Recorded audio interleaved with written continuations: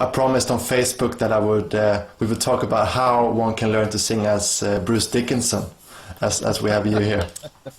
So his voice. Yeah, maybe we can start with that question. Easiest way. Yeah. Well, Bruce is somewhat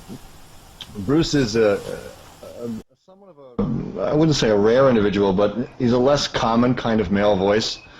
Bruce, when he talks, is kind of up here. It's kind of a high male voice. It's kind of up there. It's very broad. It's very up like this. So he's kind of a high chest belter. He belts very high in his chest voice. It's kind of a mix with lower head. He's not in pure head, but it's very. I mean, he can belt pretty much up to like an E above high C. So that's pretty high. I mean, that's pretty rare for most male vocalists to be able to do that. He's gotten better at it over the years. I was fortunate enough to be able to see Bruce on his very first tour with Iron Maiden in '82, and he was just phenomenal on that tour. But they were only playing for an hour, and so he could really let it out, and he was just really had something to prove. But and then over the years he's gotten kind of better at singing the Maiden material live, because they do a 2.5 hour show, and it's for 2 years on the road. He's got to learn how to save his voice. So he's kind of figured out how to do those high chesty belts in I'd say a safer way and a bit less taxing way. Because on that very first record, he was just trying to sound like that whole Number of the Beast album. So he was just letting it go, and I never heard him sound like that ever again, because after that they just started doing all their headlining tours. But to sing like Bruce, basically you just have to learn how to keep a lot of your lower head voice kind of in your mouth. That's basically what he does. And you'll see sometimes when he goes to sing some of those higher notes, you'll actually see him prep his jaw and his mouth before he sings. He actually goes, and then he belts. And Bruce is one. He's a guy. He jumps around. He runs all over the stage. But you'll notice when he does his high belts like that, he stops and plants himself. And it's a stage technique called stand and deliver. And that's basically, I got to do something, where I really have to kind of focus and get my body involved in it. He'll plant himself, do the high thing, and then boop, he's off again. He's off and running and all of that kind of stuff. So he knows how to kind of, just focus for the one thing he needs to do. You'll notice when he does all the harder vocals, he kind of just stands in one place.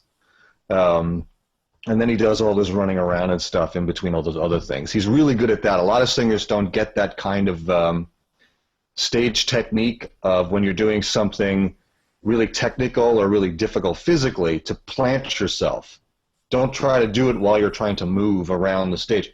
It's too much energy, Bruce has been doing, Bruce is, in his late 50s now. He's 56, 57. So, he's got to take it easy, even though he's really good physical shape. Yeah, thank you so much, Kevin. And for all those who don't know how he sings, can you give some examples, or how I as a singer can?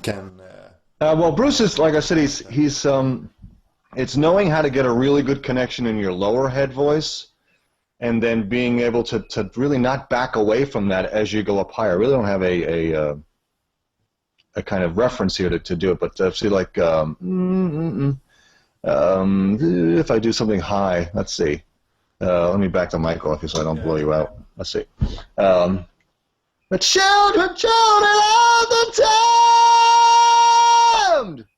Children are the damned! And the high note there, is kind of right on the roof of my mouth. I'm not letting it go into the back of my sinus cavity, which is really pure head voice. With children are the damned! Which is more of a heady sound. That's kind of more of how Rob Halford would do it. His high D's and high E's are, yeah, that kind of stuff. They're really heady, really pharyngally, whereas Bruce is more of a, yeah! He brings it into his mouth more, because he's a higher voice. Even though Rob is kind of a high baritone, his voice isn't as high, speaking voice isn't as high as Bruce. Bruce is a really high, it's up here when he talks, hey, no, it's very high, very Monty Python, upper British kind of sound. Whereas Rob's a bit more here, he talks kind of there, it's more of a baritone sound, whereas Bruce is more of a high tenor, a low tenor, I should say. So is that what you would call like a hard mix, like someone? Yeah, it's a really hard mix. It's a heavy mix. It's a heavy upper mix. Yeah. Past his high C into the D and all that. Run to the hills, run for your life. That kind of stuff. Wow, that's amazing. That's tough to do. And for me, you know, I'm a low baritone, so that's really pushing it to get up that high. You know, I'm not doing that full bore, so it's just knowing how to keep some of the sound in your mouth and not letting it go purely up into the head cavity. Yeah.